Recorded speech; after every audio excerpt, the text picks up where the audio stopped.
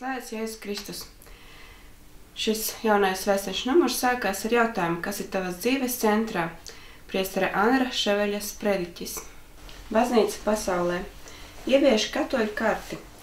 Bībele kā dārgums, verbum domini izstāde. Kristieši interesējas par reliģiju. Ziņas no Vatikāna. Brazīlijā ieradusies Vatikāna delegācija.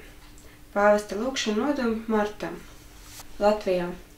Baltijas jauniešu festivāls baznīcas iespēja aizsniegt jauno paudzi.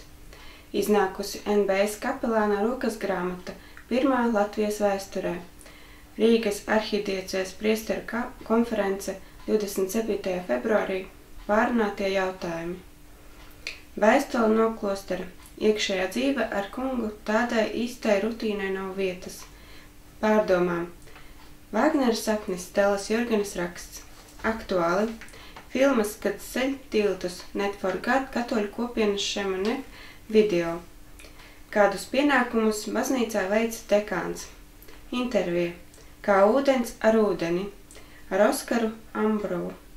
Slovākijā uzsākta kampaņa no darba brīvu svētdienu veicināšanai. Recenzija.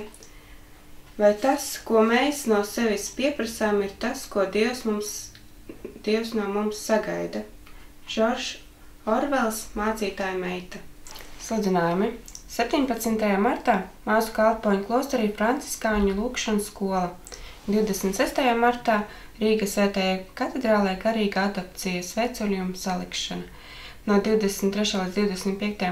klusuma rekolekcijas Maize un ūdens. Kristīgās kultūras institūts aicina uz 3. semināru ciklu. Fotoreportāža. Top skulptūras Bruknes Svēto apustuļu kapelē. Svētīgi gavēni līdz nākamajam numuram.